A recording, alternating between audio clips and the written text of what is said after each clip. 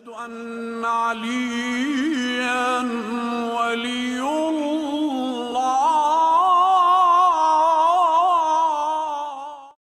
अजमईन वस्सलातु वस्सलामु व तहिय्यतु वल इकरामु अला नबिय्यिना व शफ़ीइ ज़ुनूबिना व तबीब क़ुलूबिना मौलाना व मौला अस्सक़लैन जद्दिल हसन वल हुसैन अबिल क़ासिम मुहम्मद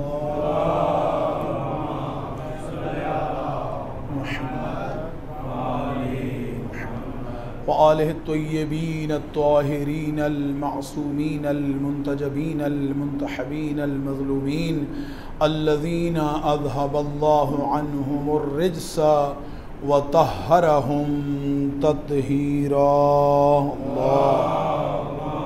सल्ले अला मुहम्मद व लअनतुल्लाहि अला अअदाइहिम अजमईन मिन यौम अदावतिहिम इला क़ियाम यौमिद्दीन। अम्मा बअदु फ़क़द क़ाल अल्लाहुल हकीम फ़ी किताबिहिल मतीन व फ़ुरक़ानिल हमीद व क़ौलुहुल हक़्क़। बिस्मिल्लाहिर रहमानिर रहीम। वमा मुहम्मदुन इल्ला रसूल क़द ख़लत मिन क़ब्लिहिर रुसुल। सलवात पढ़ दे मुहम्मद व आले मुहम्मद।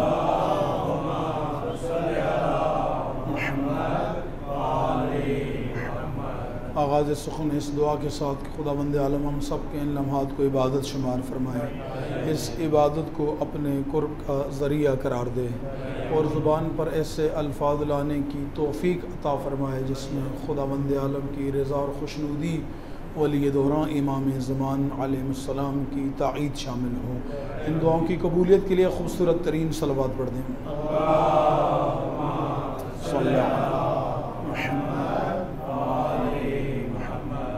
आगा साहब की मौजूदगी में अगरचे जसारत है गुफ्तगू करना, लेकिन आगा साहब की इजाज़त के साथ इंशाअल्लाह चंद लम्हे आपकी समय खराशी करनी है।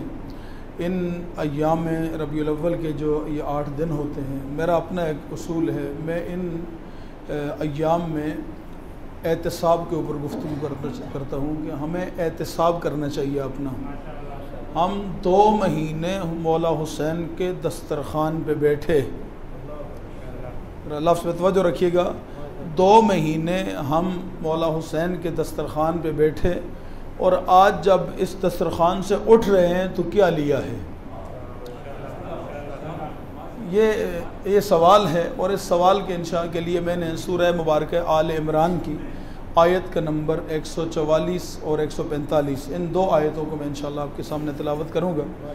इन आयात का शान नज़ूल ये है कि जब जो लोग जंग उहद से मैदान छोड़ के चले गए तो उनसे जब पूछा गया कि क्यों मैदान छोड़ा, तो उन्होंने कहा जी एक आवाज़ आई थी और वो उस आवाज़ से हमें ये ऐसा लगा कि मोहम्मद रसूलुल्लाह नहीं रहे। तो हमने कहा अगर वो नहीं रहे तो हमने रहकर क्या करना है। तो बस उसका खुदावंद आलम ने इन आयात में उन लोगों को जवाब दिया है। फरमाया बिस्मिल्लाहिर रहमानिर रहीम वमा मुहम्मदुन इल्ला रसूल, ये मोहम्मद कुछ भी नहीं, इल्ला मगर रसूल, ये मेरा रसूल है। तफसीर नमूना में इसके ऊपर बहुत डिटेल के साथ आयतुल्लाह नासिर मुकर्रम शिराजी साहब ने गुफ्तगू की है। तफसीर अल-कौसर में भी शेख मोहसिन नशवी साहब ने हाफिज़ुल्लाह ने बहुत खूबसूरत इसके ऊपर गुफ्तगू की है। मैं तफसीर नमूना से चंद जुमले इस इब्तदा में पढ़ता हूँ। वो कहते हैं कि ये क्यों खुदावंद आलम ने ज़ात मोहम्मद की नफ़ी की और ओहदा मोहम्मद को बुलंद किया या वाज़े किया। फरमाते वमा मुहम्मदुन इल्ला रसूल, ये मोहम्मद कुछ भी नहीं, सिर्फ मेरा रसूल है। कहते हैं कि कुछ लोग ऐसे थे जिनका ताल्लुक मोहम्मद इब्न अब्दुल्ला से था और कुछ लोग ऐसे थे जिनका ताल्लुक मोहम्मदुर रसूलुल्लाह से था। खुदा अगर लफ्ज़ में समझा, थोड़ा थोड़ा हाँ करते जाइएगा। मैंने कभी नहीं कहा ज़्यादा या थोड़े होना का माल नहीं है, बस अगर आपका सर हिलता रहेगा, हाँ होती रहेगी तो मुझे एहसास होगा मेरी बात पहुँच रही है। कहा कुछ लोग ऐसे थे जिनका ताल्लुक मोहम्मद इब्न अब्दुल्ला से था और कुछ लोग ऐसे थे जिनका ताल्लुक मोहम्मदुर रसूलुल्लाह से था। जिनका ताल्लुक मोहम्मद इब्न अब्दुल्ला से था वो एक शख्स से ताल्लुक रखते थे। जब तक वो शख्स रहे ये रहें, अगर वो शख्स इनकी आंखों से ओझल हो जाए तो बस इनका काम ख़त्म, फिर ये अपना रास्ता, उनका अपना रास्ता। लेकिन जिनका ताल्लुक मुहम्मदुर रसूलुल्लाह से था, चूँकि उनका ताल्लुक शख्स के साथ नहीं शख्सियत के साथ है, जरा लफ्ज़ पे तवज्जो रखिए, चूँकि उनका ताल्लुक शख्स के साथ नहीं था, शख्सियत के साथ था, तो वो जो शख्सियत, शख्स रहे या ना रहे, शख्सियत उसकी कभी नहीं मरती, शख्सियत नहीं मरती। बंदा रहे या ना रहे, मकसद उसका देखा जाता है कि ये जिसके साथ मैं चल रहा हूँ, जिसको मैं अपना रहबर और रहनुमा मान रहा हूँ, जिस हस्ती को मैं अपना पेशवा मान रहा हूँ, जिस हस्ती को मैं अपना हादी मान रहा हूँ, ये हस्ती असल में इसका मकाम व मर्तबा व मंज़लत व ओहदा क्या है। तो यहाँ पर अल्लाह ने ज़ात की नफ़ी की और ओहदे की जो है तब बता, ओहदे के हवाले से तारफ़ करवाया, वमा मुहम्मदुन इल्ला रसूल। यहाँ पर आकर आयतुल्लाह नाज़र मुकाररम शिराज़ी साहब ने खूबसूरत जुमला लिखा है। वो कहते हैं जिनका ताल्लुक ज़ात के साथ था, उनके ज़िंदगी का कोई मकसद नहीं था, वो सिर्फ मोहम्मद रसूलुल्लाह को खुश रखने के लिए उनके सामने चलते फिरते रहते थे। लेकिन जिनका ताल्लुक ज़ात के साथ नहीं, ओहदा रिसालत के साथ था, चूँकि वो एक मकसद के राही थे। ये जरा जुमला समझिएगा, इस जुमले पे, बस इसी जुमले पे सारी गुफ्तगू है। चूँकि वो एक मकसद और हदफ लेकर आए थे, और जिनका ताल्लुक मोहम्मद रसूलुल्लाह से जुड़ गया था, वो ज़ात के साथ ताल्लुक नहीं, वो उस ओहदे और मकसद के साथ ताल्लुक रखते थे। अब अगर ज़ात रहे या ना रहे, देखा यह जाता है कि जिस ज़ात के साथ में चल रहा था उसका मकसद है या नहीं, उस हस्ती का कोई मकसद, कोई हदफ था या नहीं था। अगर मकसद बाकी है तो फिर यकीन कर लें कि आपका मैदान में रहना उसी तरह है जिस तरह उनके सामने थे। लेकिन अगर मकसद कोई नहीं था तो फिर आप मैदान में रहें या ना रहें। यहीं से गुफ्तगू को मैं दूसरी रुख की तरफ मोड़ता हूँ, लेकिन पहले आयत का तर्जुमा मुकम्मल कर लूँ। आयत इतनी खूबसूरत है, खुदा गरीक रहमत करे आगा सैयद मोहम्मद शिराज़ी साहब को यहाँ अक्सर नमाज़ पढ़ने के लिए आते थे, आप में से बहुत सारे लोग उनको जानते होंगे। मैं और सैयद शिराज़ी एक दफ़ा एक मुनाज़रे पे गए, मनसरा से आगे एक जगह है, डाडर नाम है उसका। तो वहाँ पर हमारी तकरीबन 4.5 घंटे की गुफ्तगू हुई और इसी आयत पे हमारा मुनाज़रा ख़त्म हो गया। ये जिस आयत को मैंने सरनामा कलाम में पढ़ा है, इसी आयत पे हमारा मुनाज़रा ख़त्म हो गया। और अल्हम्दुलिल्लाह अभी ये 8वां साल है, मैं 11 मुहर्रम को उसी घर में मजलिस पढ़ के आया हूँ। एक सलवात पढ़ दे मोहम्मद वाले मोहम्मद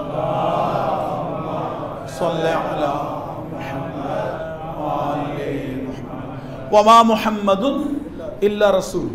ये मोहम्मद कुछ भी नहीं, सिर्फ मेरे रसूल हैं। आगे अल्लाह ने अगला जुमला फरमाया, क़द खलत मिन क़ब्ल हिर रसूल।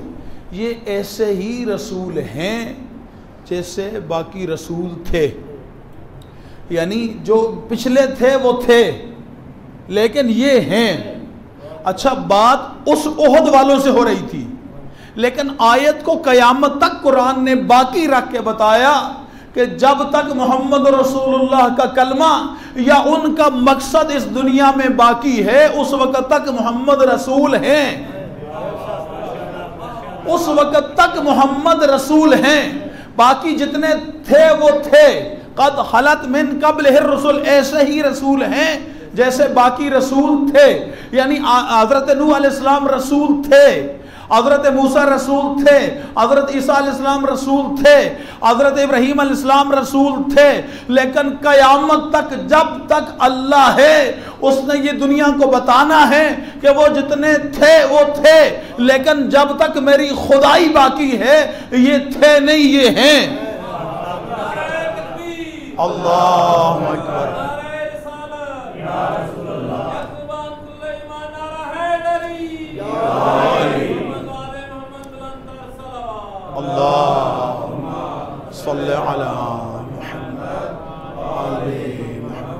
चूँकि अय्याम रबीउल अव्वल भी हैं तो यहीं पर एक जिसका इजाफा कर रहा हूँ, वो थे, ये हैं।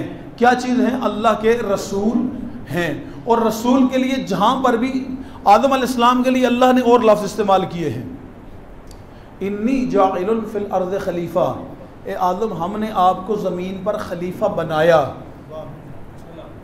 आदम अलैहिस्सलाम के लिए या दाऊद इन्ना जअलनाका खलीफतन फिल अर्ज़, ए दाऊद हमने आपको ज़मीन पर खलीफा बनाया।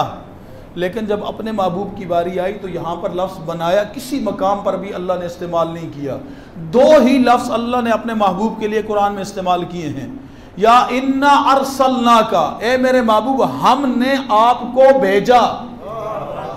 हमने चूंकि रबीउल अव्वल शुरू हो चुका है तो यहाँ पर आप मकतब अहले बैत अलैहिस्सलाम के पैरोकार किसी जगह पर अगर बैठे तो वो शान रिसालत पे गुफ्तगू करें तो दुनिया को पता चले कि ये रसूलुल्लाह के मुताल्लिक़ गुफ्तगू कर रहे हैं और कुरानी गुफ्तगू कर रहे हैं। और जैसा रसूलुल्लाह ये जानते हैं ऐसा कायनात में कोई जान ही नहीं सकता। जैसी मार्फत आले मोहम्मद ने अल्लाह के महबूब की करवाई है, कायनात में कोई ऐसी मार्फत करवा ही नहीं सकता। तो सामीन मोहतरम, अल्लाह ने जो अब बाकी सारे नबियों के लिए फरमाया हमने बनाया आपको। हज़रत इब्राहीम खलील के लिए क्या फरमाया, इन्नी जाइलुका लिन्नास इमामा, ए खलील हमने आपको ज़मीन पर इमाम बनाया। लेकिन अपने महबूब के लिए पूरे कुरान में दो ही लफ्ज़ इस्तेमाल किए, इन्ना अरसलनाका हमने आपको भेजा, हुवल्लज़ी बअसा हमने आपको उठाया। हमने भेजा, हमने उठाया, यानी भेजा था तो कहीं पर पहले थे, कहीं थे वहां से भेजा। अच्छा, ये मैंने बहुत इस लफ्ज़ पे गौर किया कि खुदावंद आलम ने ये भेजने के हवाले से ही क्यों इतनी ताकीद की है, हमने भेजा है। तो एक जिस दिन अल्लाह ने रसूल खुदा को इस दुनिया में भेजा ज़ाहिरन, उसी दिन एक वाक़या अरब के अंदर हुआ और उस वाक़या को खुदावंद आलम ने क़यामत तक के लिए कुरान में ज़िंदा कर रखा। यकम आमिल फील एक वाक़या हुआ मक्का में और उस वाक़े को अल्लाह ने क़यामत तक कुरान में ज़िंदा रखा। बिस्मिल्लाहिर्रहमानिर्रहीम, अलम तर कैफ़ फ़अल रब्बुका बिअस्हाबिल फील, अलम यजअल कैदहुम फ़ी तज़लील व अरसला अलैहिम तैरन अबाबील। अल्लाह ने अबाबील के ग्रोह भेजे। अच्छा, ये वाक़या उसी दिन का है जिस दिन रहमत आलम इस कायनात में तशरीफ़ ला रहे थे। यानी पहला तो इस वाक़े के अंदर ख़ूबसूरती ये है कि वो लोग जो मीलाद पे एतराज़ करते हैं कि आप रसूल खुदा का मीलाद क्यों मनाते हैं, कौन सी दिन मनाने में क्या रखा है। तो अगर कुछ ना रखा होता दिन मनाने में, जरा लफ्ज़ पे तवज्जो रखिएगा, अगर इनके अय्याम मनाने में कुछ ना रखा होता तो फिर अल्लाह असहाब फील का जिक्र क्यों कुरान में जिंदा रखता। एक ही दिन में अल्लाह ने रसूल को भेजा और उसी दिन अल्लाह ने अपने घर को बचाने के लिए छोटे छोटे परिंदों को भेजा। अच्छा, फील किसी परिंदे का नाम नहीं है, फील के ग्रोह, फील के मानी है ग्रोह। अब उन परिंदों को भेजकर अल्लाह ने हाथियों के बड़े लश्कर को उन परिंदों की चोंचों में आने वाले कंकर से तबाह करवाया। लेकिन लुत्फ की बात यह कि अल्लाह ने उन परिंदों के लिए जो लफ्ज़ इस्तेमाल किया था वो अरसला अलैहिम तैरन अबाबील, हमने परिंदों के ग्रोह दर ग्रोह भेजे जिन्होंने क्या किया, कंकर मारे थे। अब भेजे हैं अल्लाह ने, हैं परिंदे, अकल नहीं रखते, शऊर नहीं रखते, आए हैं कंकर उठाकर मारने के लिए हाथी को।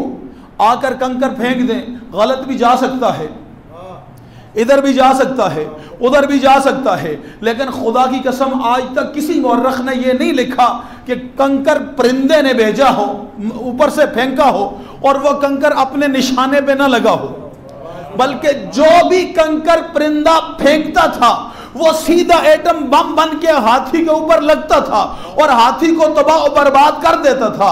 मैंने कहा खुदावंदा, इस बेअकल बेशऊर परिंदे को के कंकर मरवा कर बताना क्या चाह रहा है। कहा दुनिया को बताना ये चाह रहा हूं कि अगर अल्लाह का भेजा हुआ परिंदा गलती नहीं कर सकता तो जिसे सैयदुल अंबिया बनाकर भेजा है वो गलती कैसे कर सकते हैं।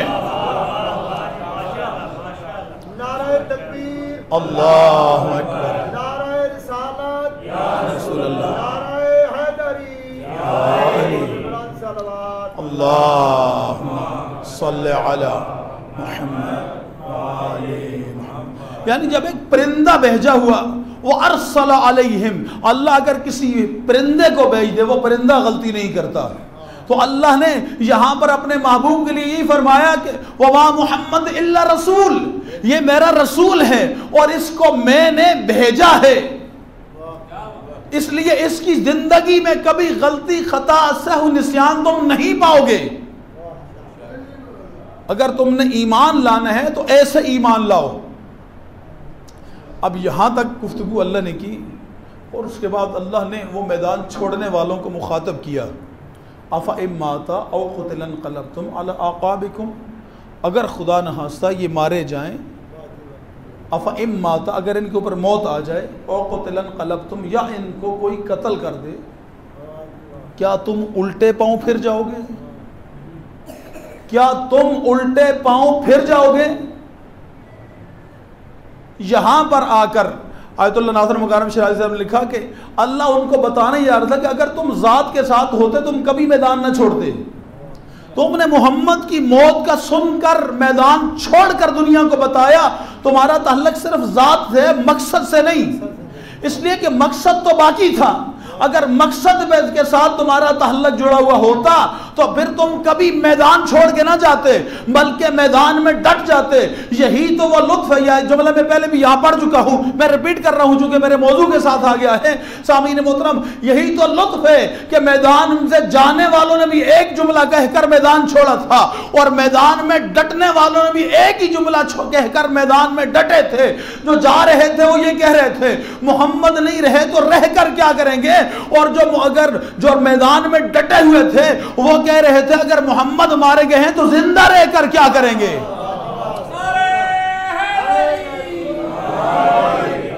जिंदा रहकर क्या करना है, यानी हमारी जिंदगी, हमारी मौत तो सिर्फ ज़ात बबरकत रिसालत के साथ जुड़ी हुई है। हमारा तहल्लुक तो रिसालत के साथ है, इसलिए वो मैदान में डट गए और खून के आखिरी कतरे तक डटे रहे। अब यहां तक अल्लाह ने बड़ी खूबसूरत गुफ्तगू की। क्या तुम, सवाल किया खुदावंद आलम ने, क्या तुम उल्टे पांव फिर जाओगे? आगे फरमाया फमन यनक़लिब अला अक़बैहि, जो भी उल्टे पांव फिर जाएगा लन यज़ुर्रल्लाह शैआ, वो अल्लाह को ज़रा बराबर भी नुकसान नहीं पहुंचा सकता। जो भी उल्टे पांव फिरेगा। जो बात इसके अंदर लुत्फ़ की है ना, जब हम गुफ्तगू हमारी अपने पीक पे पहुंची तो वहाँ पर अब गुफ्तगू ऐसे मुकाम पे थी जहाँ सवाए लड़ाई झगड़े के और कुछ था नहीं। तो हमने उन्हें कहा कि भाई हम किसी के दुश्मन नहीं है, हम ये जो हमें ये बता दें ये उल्टे पांव फिरने वाले कौन थे। हम उनके मुखालिफ हैं, हम रसूलुल्लाह के असहाब के मुखालिफ नहीं है। और वो कौम कैसे रसूल खुदा के असहाब की मुखालिफ हो सकती है जिसके पहले इमाम ने अपनी आखिरी हयात तय्यबा की वसीयत में दो इमामों को कहा हो अल्लाह अल्लाह नबी के असहाब का ख्याल रखना। ये मौला कायनात की आखिरी वसीयत है, नाज़िर बलाग़ा में मौजूद है, जाकर देख लीजिएगा। यानी जिस कौम का इमाम दो इमामों को के जरिए क़यामत तक अपने शियों को ये पैगाम दे रहा हो कि मेरे अल्लाह के महबूब के असहाब का ख्याल रखना, वो कौम असहाब की मुखालिफ कैसे हो सकती है। लेकिन सहाबी उसी वक्त तक सहाबी रहता है जब तक उसका ईमान सलामत रहे। तो हमने उन्हें कहा कि ये बताइए कि ये उल्टे पांव जिनको अल्लाह कह रहा है ये कौन है। उन्होंने कहा आप बता दें। मैंने कहा हम क्यों बताएं, आप बताइए ये उल्टे पांव फिरने वाले कौन हैं। तो अब उन्होंने एक नहवी बहस छेड़ना चाहिए। तो उन्होंने कहा जी आपने तर्जुमा गलत किया है। तो मैंने कहा हमने कौन सा तर्जुमा गलत कर दिया। तो उन्होंने कहा जी आपने ये हमज़ा इस्तिफ़हाम जो शुरू में आ रही है इसका तर्जुमा गलत किया है। तो मैंने कहा जी अच्छा ठीक है, इस मोहल्ले में किसी के घर में अगर कुरान है तो ले आए, हम उसमें देख के वो तर्जुमा मान लेते हैं। अब वो समझ गए कि नहीं हो सकता आगे, तो फिर बात चूँकि तर्जुमा तो सही किया हुआ था, क्या तुम उल्टे पाँव फिर जाओगे, सवाल अल्लाह ने किया था, बंदों ने नहीं किया था। तो फिर मैंने उनसे अगली गुजारिश की, जो लुत्फ़ वाला जुमला है, मैंने उनका फमन यनक़लिबु अला अक़बैहि, ये जो फमन यनक़लिबु में या है, ये या कौन सी है। तो उन्होंने कहा ये मुज़ारे की है। तो मैंने कहा ये मुज़ारे अरबी वाला है या उर्दू वाला है। तो उन्होंने कहा अरबी वाला है। आगा साहब की मौजूदगी में अगरचे जिसारत है इस तरह की गुफ्तगू, लेकिन चूँकि एक पैगाम है इसके अंदर, तो उन्होंने कहा कि ये अरबी वाला है। मैंने कहा उर्दू वाले और अरबी वाले मुज़ारे में आवाम को नहीं पता क्या फ़र्क है, आप ज़रा वजाहत कर दें। उन्होंने कहा जो उर्दू का मुजारे होता है वो मुस्तकबिल पे दलालत करता है और जो अरबी वाला होता है वो हाल और मुस्तकबिल दोनों पे दलालत करता है। तो मैंने कहा ये जब अल्लाह ने फरमाया यनक़लिबु अला अक़िबैहि ला यज़ुरुल्लाह शैआ, अगर तुम उल्टे पाँव फिर जाओगे तो तुम अल्लाह को कोई नुकसान नहीं पहुंचा सकते। ये मुजारे का सीगा लगाकर अल्लाह बता रहा था कुछ हाल में फिरने वाले हैं, कुछ हाल में फिरने वाले हैं, कुछ मुस्तकबिल में फिरेंगे। उन्होंने कहा आप वजात करें। मैंने कहा हम ज्यादा वजात नहीं करते, आपके अकीदे के मुताबिक सहाबा किराम महफूज हैं, लेकिन पहली खिलाफत के पहले 3 महीने के अंदर 10,000 लोगों को हज़रत बकर सदीक ने कत्ल किया। आप इस बात को मानते हैं? मैंने कहा, उन्होंने कहा मानते हैं। मैंने कहा उनको क्यों कत्ल किया? कहा वो ज़कात के मुनकर हो गए थे। मैंने कहा यानी पहले कायल थे बाद में हुए, पहले कायल थे बाद में हुए। उन्होंने कहा ऐसे ही था, पहले कायल थे बाद में हुए। तो मैंने कहा आप इंसाफ से बता दें कि जो नबी के जिंदगी के 3 महीने के अंदर अगर 10,000 की जमात मुर्तद हो सकती है तो फिर 30-40 साल के बाद कितने हुए होंगे? हम सहाबा रसूल के मुखालिफ नहीं हैं, हम इन मुर्तदों के खिलाफ हैं जिन्होंने अल्लाह के नबी के दीन का इनकार किया है या मुसल्लिमात दीन का इनकार किया है। तो सामीन मोहतरम, अल्लाह क्या फरमाई यनक़लिबु अला अक़िबैहि ला यज़ुरुल्लाह शैआ, तुम में से जो भी उल्टे पांव फिर जाएगा वो अल्लाह को जरा बराबर भी नुकसान नहीं पहुंचा सकता। अल्लाह को सयजज़िल्लाहु शाकिरीन, अल्लाह जज़ा सिर्फ शुक्र करने वालों को देता है। जिनको अल्लाह ने शुक्र की तौफीक दी है, जज़ा भी अल्लाह ने उनके लिए रखी है। इसके बाद फरमाया वमा कान नफ्सिन अन तमूत इल्ला बिइज़्निल्लाह किताबन मुअज्जला, हमने हर इंसान की मौत का वक्त एक मखसूस किताब में लिख दिया है। जरूरी नहीं हर बंदा मैदान में मरे, लेकिन वक्त उसका हमने एक मखसूस किताब में लिखा हुआ है। ये यकीन कर लो कि मौत आएगी, इस तरह बीमारी पर भी आएगी, एक्सीडेंट में भी आएगी, किसी और हादसे में भी आएगी। क्या ही खूबसूरत मौत हो कि हम सीने पे हाथ हो, जुबान पे या हुसैन हो, तो जो है कितनी खूबसूरत मौत हो कि जुबान हाथ सीने पर हो, मातम के लिए उठे, जुबान पे या हुसैन हो और ऐसे आलम में खुदा शहादत की शहादत अता कर दे। क्यों, इससे बढ़कर और खूबसूरत मौत कौन सी है? क्या ही खूबसूरत मौत होगी कि राह वलीउल असर इमाम ज़मान का हो और सिपाही बनकर सारी अपनी परेशानियों और उलझनों से निकल कर सिर्फ उनकी राह के लिए अपने आप को खालिज कर दे। और फिर इस राह में जब चल रहे हो और किसी दुश्मन अहले बैत की गोली हमारे सीने से पार हो जाए, कितनी खूबसूरत मौत होगी। यानी ये तो तय है, अल्लाह ने कह दिया कुरान में वमा कान नफ्सिन अन तमूत इल्ला बिइज़्निल्लाह किताबन मुअज्जला, हमने मखसूस किताब में तुम्हारी मौत लिख दी है। जब तय हो चुका कि लिखी हुई है, आनी है, तो फिर ऐसे आए कि ताकि शर्मिंदा ना होना पड़े। लेकिन इससे अगले लफ्ज़ आयत के उससे भी ज़्यादा खूबसूरत है, वमन युरिद सवाबद दुनिया नुअतिही मिनहा, बस अगर तुम दुनिया के सवाब के लिए सब कुछ करोगे अल्लाह तुम्हें उसको दुनिया के में बदला दे देगा। वमन युरिद सवाबद दुनिया, अगर दुनिया के लिए तुम ये सब कुछ कर रहे हो अल्लाह तुम्हें बदला भी दुनिया में ही दे देगा। वमन युरिद सवाबल आखिरत नुअतिही मिनहा, और अगर तुम आखिरत के लिए सब कुछ कर रहे हो तो अल्लाह इसका बदला तुम्हें दुनिया में भी देगा, इसका बदला तुम्हें आखिरत में भी देगा। वसयजज़िश शाकिरीन, जज़ा फिर भी शुक्र करने वालों को मिलेगी। 2 आयतें, यानी अब इस आयत, इन 2 आयतों का मफहूम और मकसूद क्या था कि इंसान का तहल्लुक अगर नबी के साथ हो तो नबी की ज़ात के साथ नहीं, उनके मकसद के साथ हो। अगर तुम्हारा तहल्लुक मुस्तफ़ा के साथ, ज़ात के साथ है, तो फिर तुम उतने ही दिन साथ हो जितने दिन वो नजर आ रहे हैं। लेकिन अगर तुम्हारा तहल्लुक उनके मकसद के साथ जुड़ गया, फिर फर्क नहीं पड़ता वो नजर आए या ना आए, वो घर में हो, वो खेमे में हो, वो मैदान में हो, वो जिस जगह पर भी हो, तुम क्योंकि उनके मकसद के साथ जुड़े हुए हो, इसलिए तुम जहां पर भी जाओगे तुम्हें उनके मकसद का ख्याल रहेगा। तुम्हें उनके मकसद का ख्याल रहेगा। कोई फर्क नहीं पड़ता वो जिंदा है या नहीं है, तुम्हारी आंखों के सामने है या नहीं है। इसलिए अल्लाह ने यहाँ पर इंसान को मकसदियत अता की। क्या मकसद है तुम्हारा? तुम अब यहीं से इसी आयत को मैं जरा पलटा रहा हूँ इमाम हुसैन अलैहिस्सलाम की तरफ।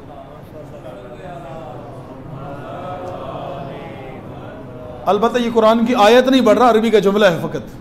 मैं पहले वजाहत कर दूं बाद में कि आजकल ज़रा बड़ा ख़तरनाक दौर है। मैं कहता हूँ वमा हुसैन इल्लल इमाम, हुसैन कुछ भी नहीं, सिर्फ हमारे इमाम हैं। हुसैन कुछ भी नहीं, सिर्फ इमाम हैं। क्यों? इसलिए कि नाम के साथ तहल्लुक नहीं है हमारा, मकसद के साथ तहल्लुक है, हुसैन की इमामत के साथ तहल्लुक है। हम ये जो कुछ भी करते हैं इस वजह से करते हैं कि कायनात के एक अजीम इमाम और इतने जुल्म और जबर के साथ शहीद किया गया। लेकिन कभी अपने आप से सवाल नहीं करते क्यों शहीद किया इमाम को,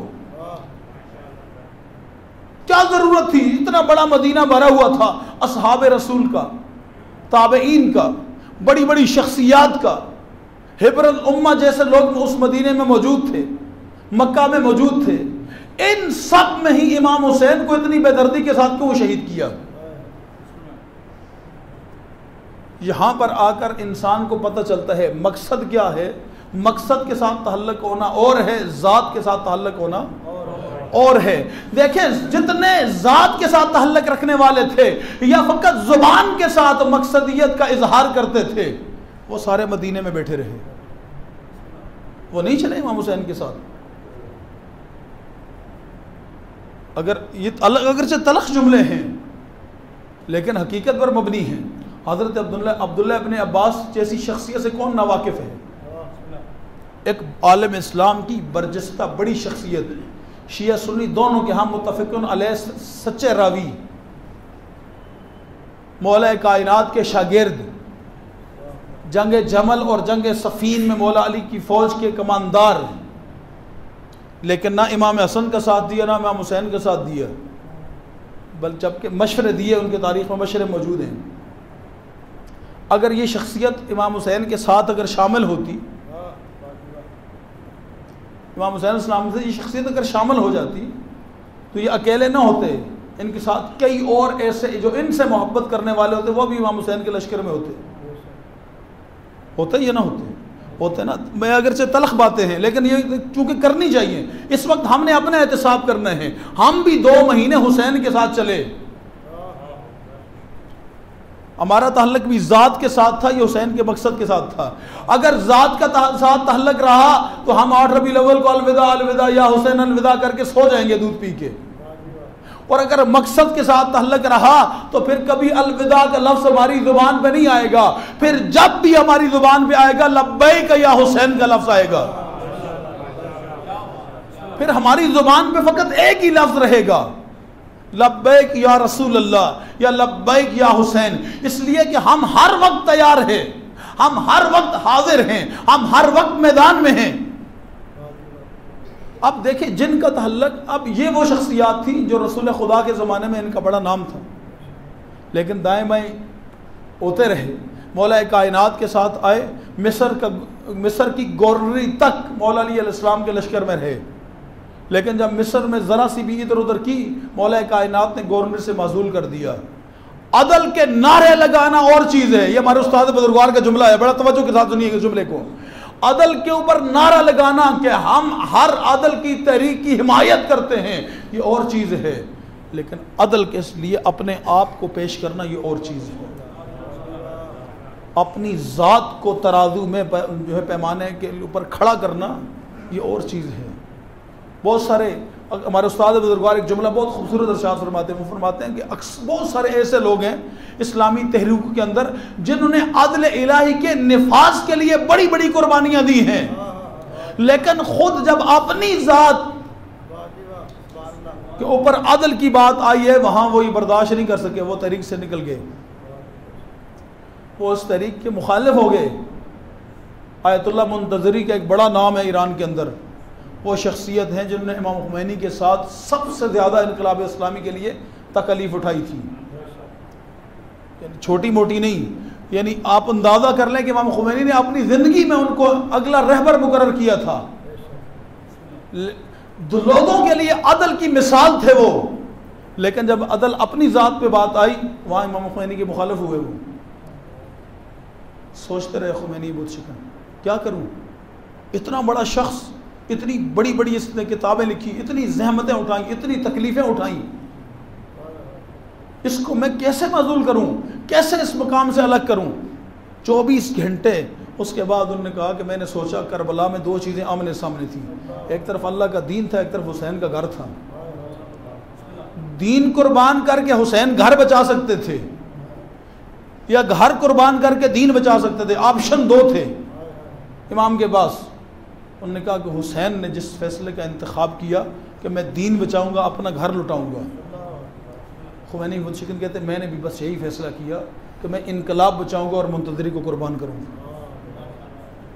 ये यानी कौमों के यहाँ बड़े बड़े मुश्किल मरहले आते हैं, वहाँ अदल के लिए नारे लगाना और चीज़ है, अपने आप को राह अदल में, अदल के तराजू पे खड़ा करके इमामत के सामने पेश करना और चीज़ है। सामीन मोहतरम, यहाँ पर खुदावंद आलम ने जब ज़ात मोहम्मद रसूलुल्लाह के मुतालिक इंसान को मुतवज्जो किया कि तुम मकसद रिसालत के साथ हो या नहीं, अगर तुम मकसद के साथ हो तो फिर तुम मौत से क्यों डरते हो, फिर खौफ क्यों है तुम्हारे दिल में, तुम यहाँ रहो या वहाँ रहो, तुम शहीद हो तो भी तुम कामयाब हो, अगर तुम जख्मी हो तो भी कामयाब हो, अगर तुम इस राह में मारे जाते हो तो भी कामयाब हो, अगर जिंदा बच जाते हो तो भी कामयाब हो, इसलिए कि तुम्हारी जात की तो है ही नफी है यहाँ पर, तुम तो एक मकसद के लिए निकले हो, अगर वो मकसद बच गया है, अगर तुम कुर्बान भी हो गए हो तो तुम जीत गए हो, लेकिन अगर मकसद नहीं बचा तो फिर तुम्हारे इस लड़ने का, इस झगड़ने का, इस सारी तहरीक का क्या फ़ायदा।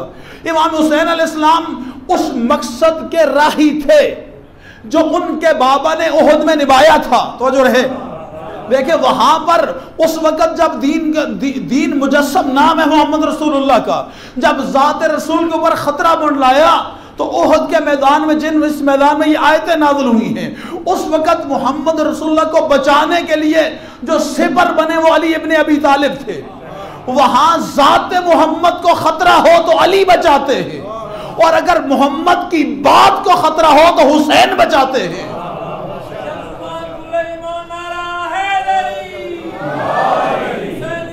जिंदाबाद जिंदाबाद मुर्दाबाद।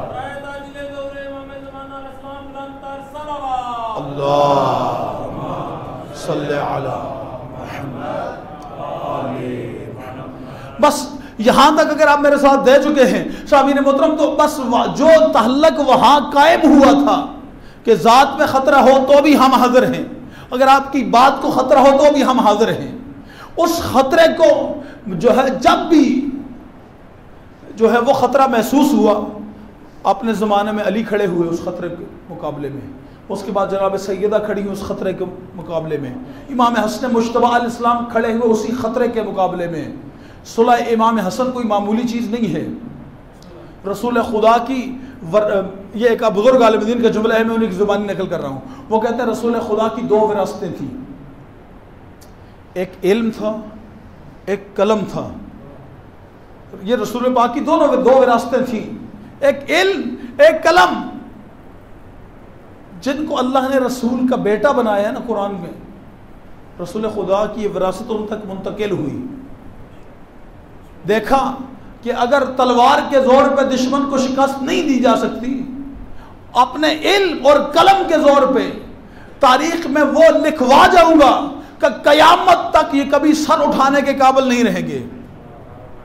क्या कि एक सुलहनामा लिखा, और वो सुलहनामा आज भी जितनी मर्जी जान छुड़ा लें, वो इमाम की कलम जो चल चुकी है उससे जान नहीं छुड़ा सकते। चेहरे से निकाब उतार के रख दी उस कलम ने,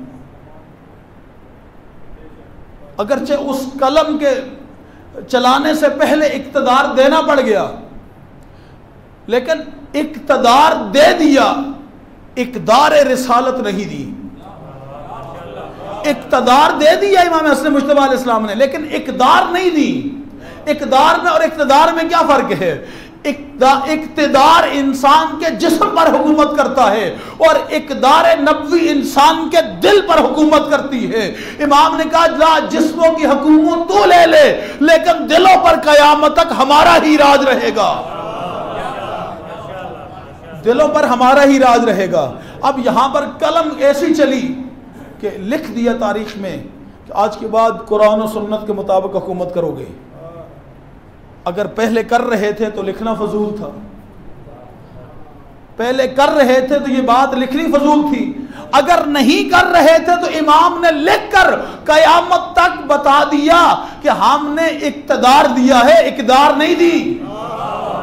हम तुम्हें तख्त देकर भी तुम्हें पाबंद करेंगे कि हमारे नाना के मिशन से नहीं हटोगे, और अगर पाबंद करने के बाद हटोगे तो फिर दुनिया के सामने तुम्हारे चेहरे से खुद ही निकाब उतर जाएगा कि नवासे ने तो पाबंद किया था, इन्होंने वादा खिलाफी करके बात नहीं मानी। देखिए कलम के साथ जिहाद है इमाम का, उस कलम के साथ। और यहाँ ये हज़रत ज़ैदी साहब का जुमला है, वो कहते हैं वो जो कलम का जिहाद था ना, उस जिहाद की इतनी ताकत थी कि इमाम के साथ उतने नहीं थे जितने करबला में थे, लेकिन कलम का जिहाद करके इमाम ने इतने तरबियत करके तैयार कर दिए कि 72 हुसैन को करबला के लिए मिल गए। फुर्सत से फ़ायदा उठाया इमाम ने। अगर आज तैयार नहीं हो तो मैं बज़ाहिर इक़्तिदार दे दूंगा, लेकिन इक़्तिदार रिसालत को इस अंदाज में मैं मुखलिस लोगों तक पहुँचाऊँगा कि अकल इमाम हुसैन जब क़याम करें तो उनके लिए कम से कम 72 का लश्कर तैयार हो। और ये इमाम की सुलह का नतीजा था जो 72 करबला में आए। उसके बाद फिर कभी भी ये 72 इकट्ठे नहीं हो सके। अब ये क्या है, मकसद के साथ जुड़े हुए हैं। जब इमाम आए तो इमाम भी एक मकसद, उसी मकसद के अहया के लिए आए। इन्नमा खरजतु लितलबिल इस्लाह फ़ी उम्मत जद्दी। इमाम ने अपनी ज़ात बयान नहीं की। इमाम ने कहा मैं जो खुरूज कर रहा हूँ किस लिए कर रहा हूँ, मैं अपने नाना की सुन्नत को जिंदा करने के लिए घर छोड़ रहा हूँ, मैं अपने नाना की सुन्नत को जिंदा करने के लिए ये घर छोड़ रहा हूँ। वह असीर बसीरत जद्दी व अबी अली इब्न अबी तालिब, और अपने बाबा अली की सीरत को ज़िंदा करने के लिए घर छोड़ रहा हूँ। यानी एक जुमले में बताया इमाम हुसैन अलैहिस्सलाम ने कि मेरे बाबा और मेरे नाना अली की सीरत एक है और मैं हुसैन इनको ज़िंदा करूँगा, मैं हुसैन इनको ज़िंदा करूँगा। इन्नमा खरजतु लितलबिल इस्लाह फ़ी उम्मत जद्दी व अबी अली इब्न अबी तालिब।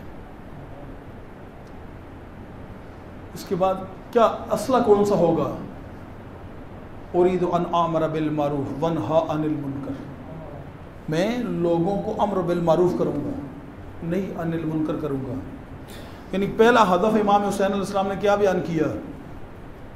बस गुफ्तगू को समेट रहा हूँ मैं, मुझे अंदाज़ा है कि नमाज के बाद की मजलिस लंबी नहीं होती, इंशाअल्लाह मैं उसी को मद्देनज़र रखते हुए मैं समेट रहा हूँ। मैं पैगाम था कि मेरा पहुँच जाए आप तक। सामीन मोहतरम, पहला हदफ इमाम ने क्या मुकर्रर किया अपना, इन्नमा खरजतु लितलब इस्लाह फ़ी उम्मत जद्दी, मेरा पहला हदफ यह है कि मैं अपने नाना की उम्मत की इस्लाह करूँ। बस हम 2 महीने दस्तरखान इमाम पर बैठे उम्मत की इस्लाह को छोड़ दें, अपनी की एहतसाब करिए, अपनी इस्लाह की 2 महीने इमाम के मकसद के साथ जुड़े, जो इमाम चाहते हैं किया, उम्मत को छोड़े, पहले अपनी ज़ात। क्योंकि इमाम खुमैनी से जब जनरल ज़िया ने पूछा था कि बताइए आपने इतना बड़ा इनकलाब लाया, मैं भी अपने मुल्क में इस्लामी कानून नाफज करना चाहता हूँ, खुदा की कसम इमाम खुमैनी ने ये नहीं कहा तू नहीं कर सकता, उन्होंने कहा पहले अपने 5 फुट के कद पर नाफिज कर। उन्होंने कहा पहले अपने 5 फुट के कद पर नाफिज कर, उसके बाद दूसरों की बात करना। यानी तबलीग बाहर से नहीं शुरू होती, अपनी जात से शुरू होती है। अगर इन 2 महीनों में मौला हुसैन के दस्तरखान पर बैठकर मेरा ही तहल्लुक हुसैन के साथ नहीं जुड़ा, मैं ही मकसद इमाम को नहीं समझा, मैं ही राह इमाम को नहीं समझा, मैं दूसरों को क्या समझाऊंगा। इन्नमा खरजतु लितलबिल इस्लाह फ़ी उम्मत जद्दी उरीदु अन आमर बिल मारूफ वनहा अनिल मुनकर, मैं अम्र बिल मारूफ करूँगा, मैं नहीं अनिल मुनकर करूँगा। यानी अम्र बिल मारूफ, तमाम अच्छाइयों की दावत, नही अनिल मुनकर, तमाम बुराइयों से रोकना। अगर कोई आलिम दीन अम्र बिल मारूफ की बात करे तो लोग आगे कहते हैं डकवाना, और वो डकवाने का लफ्ज़ सुन के खुद बेचारे चुप हो जाते हैं, यार कौन इतनी बड़ी बातें सुनेगा लोगों से। क्या अच्छाइयों की दावत हुसैन से बढ़कर कोई दे सकता है? कल हुसैन दे सकते थे, आज हुसैनियों से बढ़कर अच्छाई की दावत कोई नहीं दे सकता।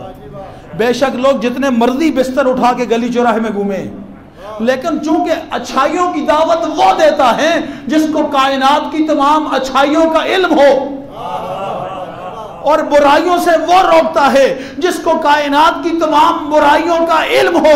अल्लाह की कसम हम इस बात पे नाज़ा है, कायनात की तमाम अच्छाइयों का इल्म हमारे पास है, इसलिए कि कायनात की तमाम अच्छाइयों की जड़ इमामत है। मैं दलील दे रहा हूं, कायनात की तमाम अच्छाइयों की जड़ इमामत है, और हमारा तहल्लुक इमामत के साथ है। जब जड़ के साथ तहल्लुक जुड़ जाए तो शाखें खुद बहुत हरी हो जाती है। लब्बैक या हुसैन, लब्बैक या हुसैन, अल्लाहुम्मा सल्लि अला मुहम्मद आले।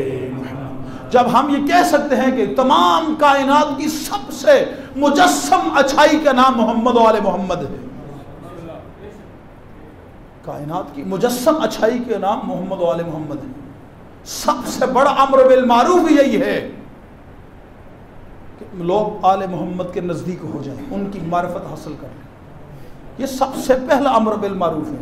जब आप अच्छे के नज़दीक होते हैं खुद बहुत अच्छे हो जाते हैं। लोहे को आग में रखें तो कुछ देर के बाद लोहा अपना रंग छोड़ देता है, वही रंग अपनाता है जो आग का होता है। हाय हाय, जुमला खुदा करे बहुत बारीक जुमला था। लोहे को अगर, मैं रिपीट कर रहा हूं, लोहे को अगर आग में रखें तो कुछ देर के बाद लोहा अपना रंग छोड़ देता है, वही रंग अपनाता है जो, और जिनको दिल में खुदावंद आलम ने इश्क़ मुवद्दत आले मोहम्मद की आग जलाई हो, खुदा करे जुमला समझा पाऊं, जिनको कुलूब के अंदर खुदावंद आलम ने, और ये जुमला मैं नहीं कह रहा, खुद रसूल खुदा ने फरमाया कि इमाम हुसैन अलैहिस्सलाम की शहादत इन्ना लिल क़त्ल हुसैन हरारतन, ये हरारत पैदा करेगी। कहां पर? फी क़ुलूबिल मुमिनीना, मोमिनों के दिलों में। अरे जिनके दिल में हुसैनियत हरारत पैदा करे और फिर उन पर हुसैनियत का रंग न चढ़े, उन पर फिर हुसैनियत का रंग न चढ़े। अगर नहीं चढ़ा 2 महीने तो फिर हमें सोचना पड़ेगा कि मैं कहीं गलत जगह पे तो नहीं आया, किसी गलत बंदे को तो नहीं सुना, किसी गलत ट्रैक पे तो नहीं था, फिर हमें तवज्जो रखनी चाहिए। इसी तरह जिस तरह कायनात की तमाम अच्छाइयों को मुजस्सम करें तो आले मोहम्मद बनते हैं, इसी तरह कायनात की तमाम बुराइयों को मुजस्सम करें तो यजीदियत बनती है। मुजस्सम करते तो यजीदियत बनती है। और अगर हम इन 2 महीनों में सबसे पहले अपनी जात को ये समझाने में कामयाब हुए कि अच्छाइयां चाहिए तो हुसैन के दरवाजे पे, बुराइयों से बचना है तो यजीदियत से दूरी, फिर तो हम मकसद के साथ जुड़ गए। और अगर खुदा न खास्ता ऐसा नहीं हुआ तो फिर ये सोचना क्यों नहीं हुआ। मैं अभी जो अरबहीन के मामलात चल रहे थे, एक बहुत सारे दिल को कालें आती थी, ये आप क्या कर रहे हैं, ये लोगों को क्यों घरों से निकाल रहे हैं, क्यों ख़तरे में डाल रहे हैं लोगों को। हमने कहा हम ख़तरे में नहीं डाल रहे, आप मुझे ये बता दें, इससे पहले मस्जिदों में फायरिंग नहीं हुई, इससे पहले जुलूसों में बम धमाके नहीं हुए, जहाँ फुल प्रूफ सिक्योरिटी थी वहाँ पर जो है आपके लोग शहीद नहीं हुए। उन्होंने कहा हुए हैं। तो मैंने कहा फिर अगर वहाँ गारंटी नहीं है तो यहाँ पर खतरे की क्या बात है। जो कौम खतरों से खेलती हुई आई है, जब उसके सामने यजीदियत जैसा बड़ा खतरा सर उठा रहा हो और वो आपको धमकियां दे रहा हो और आपके मुकद्दसात को अलल ऐलान दहशतगर्दी कह रहा हो, फिर ऐसे आलम में आप खामोश होकर घर बैठ जाएंगे। आप अपना हिज़ार वजूद करके उन कुव्वतों को बताएंगे कि ये 1-2 की बात नहीं, यहाँ करोड़ों की बात है। ये करोड़ों कट सकते हैं लेकिन अली वलीउल्लाह बंद नहीं हो सकता।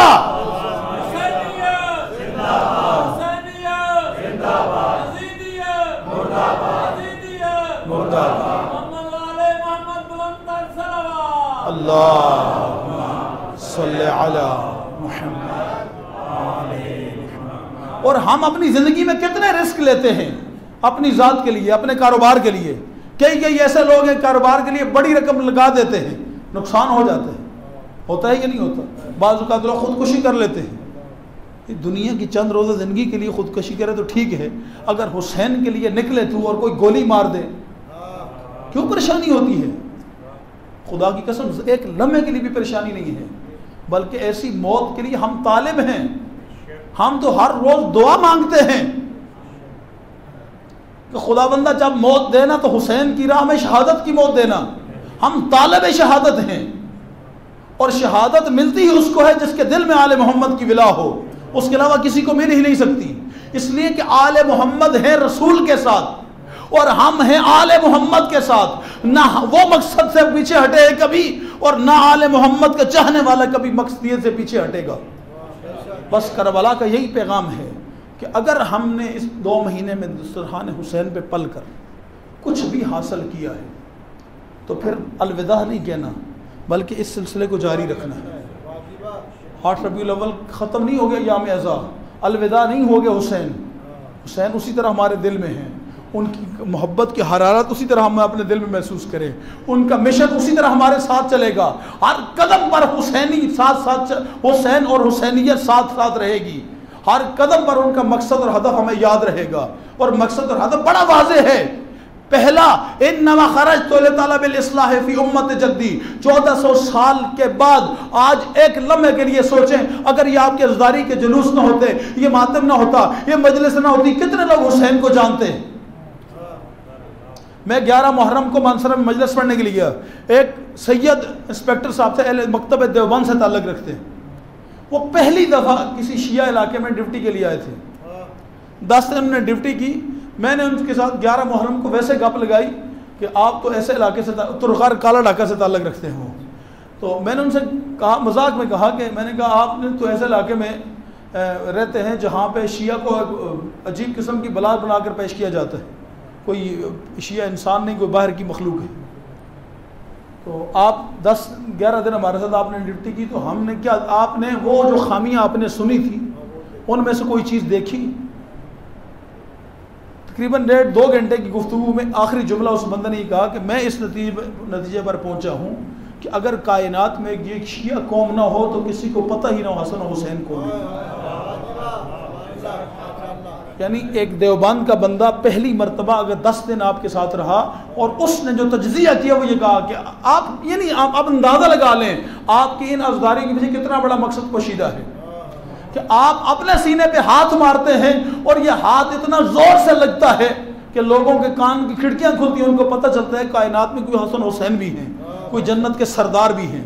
और फिर इन सारी चीज़ों का एक खूबसूरती हाल अल्लाह ने जो बयान फरमाया वो क्या है? वमा कान नफ्सिन अन तमूत इल्ला बिइज़्निल्लाह किताबम मुअज्जला। ये यकीन कर लो मौत आनी है तुम्हारे ऊपर, वो अल्लाह ने लिख दी है। मान युरिद सवाबत दुनिया नूतिही मिनहा। अगर तुम दुनिया के लिए सब कुछ कर रहे हो, ये मजलिस दिखावे के लिए है, ये मातम दिखावे के लिए है, ये अपने आप को बड़ा साबित करने के लिए है, फिर कोई ज़रूरत नहीं। इसका अजर तुम्हें अल्लाह दुनिया में देगा, आखिरत में कोई हिस्सा नहीं। वमन युरिद सवाबल आखिरा, ये उहद वालों को खुदा मुखातिब कर रहा है। दुनिया के लिए लड़ने आए थे, माल गनीमत के लिए, आखिरत के लिए? हाय हाय, खुदा उनको मुखातिब करके खुदा कह रहे दुनिया के लिए लड़ने आए थे, माल गनीमत के लिए या आखिरत के लिए? अगर तुम आखिरत के लिए आए हुए होते तो माल गनीमत भी तुम्हें मिलता और आखिरत भी मिलती। और 1400 साल बाद आज इस इमाम मरगा मस्जिद में ये जुमला बबांगे दोहल हुसैनी जवानों को मुखातिब करके मैं कह रहा हूं, तुमने ये अज़ादारी जो 2 महीने की लंगर खाने के लिए या दुनिया को दिखाने के लिए की, ये अपनी आखिरत संवारने के लिए, अगर आखिरत संवारने के लिए की है, वह सयजज़ि शाकिरीन, अल्लाह का वादा है, अल्लाह शुक्र करने वालों को जज़ा देता है। शुक्र करने से नेमतें बढ़ती है। अजीज़ों, आज 1 रबीउल अव्वल है। सुलेमान इब्न कैसे हलाली ने ये वाक़या नकल किया है। वो कहते सुलेमान फ़ारसी अनस बिन मालिक से, कहते मदीने से बाहर कहीं गए हुए थे, रहलत रसूल का 3रा दिन था। 28 सफ़र, 29 सफ़र, 1 रबीउल अव्वल, तीसरा दिन था। अनस बिन मालिक दाखिल हुए मदीने में, क्या देखा, ज़हरा के घर से धुआं उठ रहा है। रवायत के जुमले में इसी तरह मजबूर हूँ मैं पढ़ने पे, क्या देखा, सैयदा के घर से धुआं उठ रहा था। कहते मैंने सोचा कि शायद सैयदा को उनके बाबा ने मसला ना बताया हो कि बीबी जिस घर से जनाजा उठता है वहाँ 3 दिन तक घर में आग नहीं जलाई जाती, लोग ताज़ियत भी करते और खाना भी बेचते हैं। कहते मैं जल्दी से मैंने कदम उठाए और मैं खाना सैयदा की तरफ बढ़ा, लेकिन जैसे ही दरवाज़ा सैयदा के सामने पहुँचा, कहते मैंने बदमाशों की भीड़ देखी। अजरकुम अल्लाह, खुदा तुम्हें कोई गम न दे स्वाय गम अहले बैत की। कहते मैंने बदमाशों की भीड़ देखी, ज़हरा के दरवाजे पे लगी हुई आग देखी। इस दिन का अंदाज़ा, इस दुख का अंदाज़ा यहीं पर रवायत को छोड़ के मैं बाद में मुकम्मल करूँगा रवायत को। हमारे पाकिस्तान का एक जवान था, दोनों मियाँ बीवी आज के लिए गए, आज करके वापस मदीने आए ज़ियारत करने के लिए। जो जन्नतुल बकी का बाब किबला का दरवाज़ा है, इसके बिल्कुल सामने उलमा फरमाते हैं वो मकाम है जो जहाँ पर जनाब सैयदा का वो दरवाज़ा था जिसको आग लगी थी। ये सैयद था, जवान था, मियाँ बीवी दोनों साथ थे, बीवी इसकी हामिला थी। लेकिन जैसे ही इसको गाइडर ने बताया कि ये वो जगह थी जहाँ पर दरवाजे को आग लगी थी, कहते हैं मैं तो अभी ठहरा हुआ था, लेकिन मेरी बीवी सैयदजादी थी, बर्दाश्त नहीं कर सकी, दौड़ के गई और उस जगह पर जाकर लिपट गई कि इस जगह मेरी आकाजादी पर दरवाजा गिरा था। कहते अभी मेरी बीवी उस जगह पर लिपटी हुई थी कि एक शुरता आया और उसने आकर मेरी बीवी के पहलू पे एक लात मारी। कहते हैं बस लात का लगना था, मेरी बीवी ने हाय किया और ज़मीन पे गिर गई और मेरा बच्चा वहीं सकत हो गया। ये जवान सैयद कहते हैं ये मेरा बच्चा वहीं सकत हो गया। ये कहते हैं बस मैं बर्दाश्त नहीं कर सका, मैं आगे बढ़ा और जिस शुरते ने लात मारी थी मैंने उसकी गर्दन पकड़ ली। कहते हैं मुझे उनने बहुत ताजियाने मारे, बड़ा उन कोड़े मारे उन्होंने मुझे, लेकिन मैंने उस बंदे की इतनी मजबूती से गर्दन पकड़ ली कि उस वक्त तक मैंने उसको नहीं छोड़ा जब तक वो मर नहीं गया। जब वो मर गया तो मैं पीछे हटा और हट कर मैंने ठंडे दिल से एक मरतबा उस दरवाजे को देखा और देख कर मैंने सोचा कि मैं एक आम बंदा होकर अपनी बीवी के शिकम पर लगी हुई लात, अपने बच्चे का सख्त होना मैं बर्दाश्त नहीं कर सका। या अली तेरे सब्र पे मैं कुर्बान, तू अली होकर साहिब जुल्फिकार होकर कब्जा जुल्फिकार में हाथ रख कर अली तूने कैसे बर्दाश्त कर लिया और तेरे सामने सैयदा के पहलू पे जालिम लात मारे। अजरकुम अल्लाह, अजरकुम अल्लाह, खुदा तुम्हें कोई गम न दे सोए गम अहले बैत के। बड़ा अजीब दिन है आज। इसी तरह का एक वाक़या दास्तान मासूमीन किताब का नाम है और छठे इमाम से ये रवायत है। कहते हैं कि मंसूर दवानकी का ज़माना था, बगदाद के बाज़ार से एक खातून गुज़र रही थी। चलते चलते इस खातून का पाँव स्लिप हुआ और अचानक ज़मीन पे गिरी। जैसे ये ज़मीन पे गिरी, इसने उठकर सैयदा के कातिल पे नाम लेकर लानत की। पास सिपाही खड़े थे, उन्होंने उस औरत को पकड़ लिया और सीधे दरबार ले गए। कहते हैं कि मैं मंसूर को हमें कैद करके लाए हुआ था बगदाद में, एक खादम की निगाह पड़ी जिसको गिरफ्तार करते हुए दौड़ते हुए आया और कहा मौला बड़ा जुल्म हो गया, बड़ा गज़ब हो गया। कहा क्या गज़ब हुआ? कहा मुझे नहीं पता, खातून चलते चलते गिरी थी और गिरते हुए जब उठी तो उठते हुए वो रोते हुए आपकी दादी के कातिल का नाम लेकर उसने लानत की थी। अब फिर क्या हुआ? कहा बादशाह के सिपाही आए और गिरफ्तार करके ले गए उसे। खुदा की कसम ये रवायत में तन्हाई में बैठकर जब पढ़ता हूँ ना, पढ़ के मैं दिल कभी कभी ठंडे दिल से रोता हूँ, जी भर के रोता हूँ। कहते जैसे ये कहा ना कि उसको गिरफ्तार करके सिपाही ले गए हैं, इमाम अलैहिस्सलाम ने वहीं पे मसल्ला बिछाया अपना सर सजदे में रखा, आंखें आंसुओं से तर हैं, रो कहते मेरे अल्लाह मेरी दादी की अज़ादार,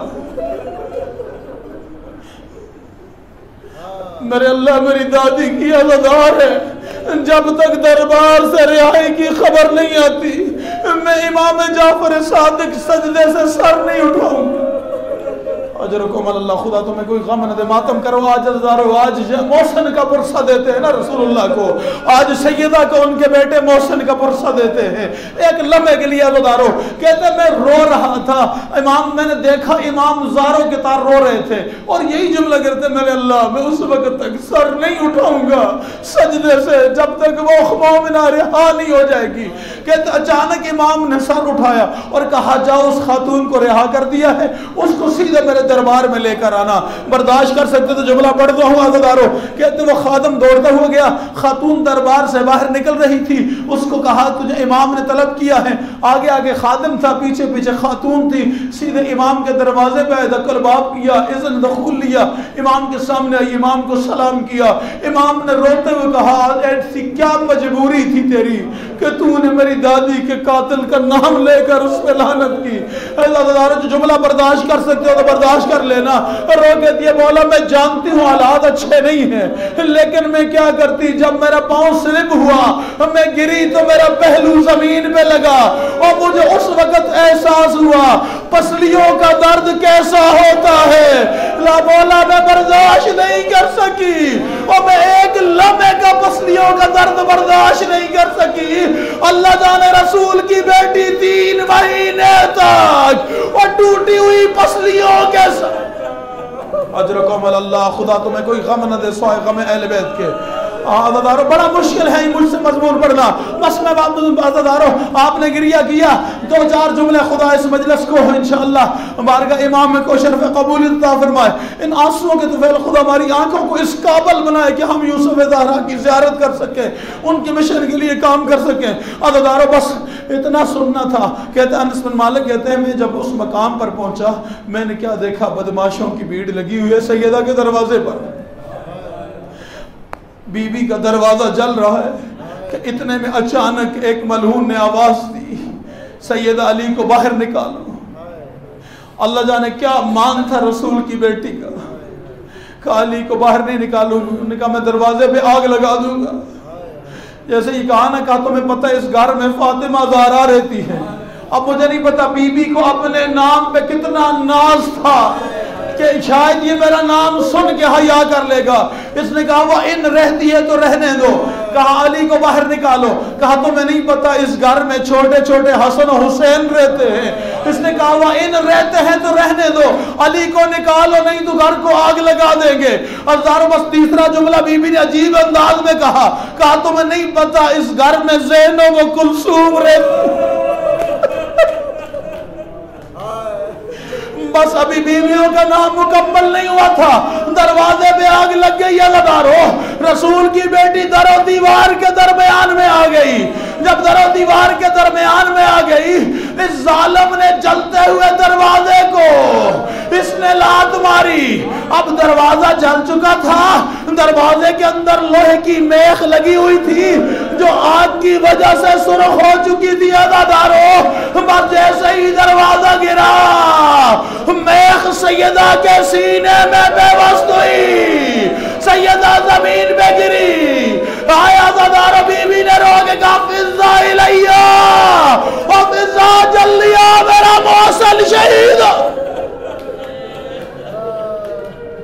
अजरकुम अल्लाह अजरकुम। बस एक जुमला अज़दारों बस बीबी जल्दी से आ गई अज़दारों। जनाब फिज़ा ने जनाब सैयदा को उठाना चाहा, बीबी उठ नहीं सकी। इतने में जनाब सैयदा की निगाह पड़ी, जालिम अंदर दाखिल हो गए और अली के गले में रस्सी डाल दी। अली को घसीटते हुए ले जा रहे थे। जनाब सैयदा ने अली के दामन में हाथ डाला, ये जालिम अली को खींचते थे, सैयदा जमीन पे खत खींचती जाती थी। हजारों बस अल्लाह जाने किस अंदाज में सैयदा ने खत खींचना शुरू किया था। एक मलहून की आवाज आई कुन फज़ ताज़ियाना निकाल। अब कुन फज़ का ताज़ियाना निकला, ताज़ियाना फज़ा में लहराया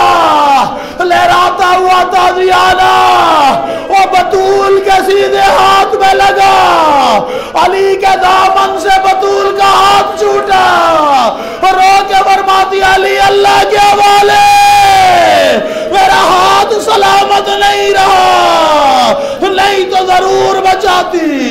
बात खत्म नहीं हुई, जब हज़रत अली को ले गए ना, रवायत के जुमले हैं, मौसम की शहादत सैयदा को भूल गई। एक मर्तबा सैयदा ने अपने घर से कहा फिजा मुझे सहारा दो, अपने सर पे चादर ली, चादर लेकर टूटी हुई पसलियों के साथ, टूटे हुए हाथ के साथ जनाब सैयदा अपने दरवाजे में आई। रवायत के जुमले, अल्लाह मुझे माफ करे मैं अगर गलत पढ़ूं, और रवायत के जुमले हैं, सैयदा ने अपने सर से चादर उतारने के लिए ऐलान किया, अगर तुम अली को नहीं छोड़ोगे और मैं चादर उतार के बद्दुआ करूंगी। बस बीबी ने अभी उतारी नहीं थी, रवायत में मस्जिद नबवी की दीवारें बुलंद होना शुरू हुई, इतनी बुलंद हुई कि मस्जिद के नीचे से मक्का मदीने का शहर नजर आने लगा। अली ने जल्दी से सुलेमान से कहा,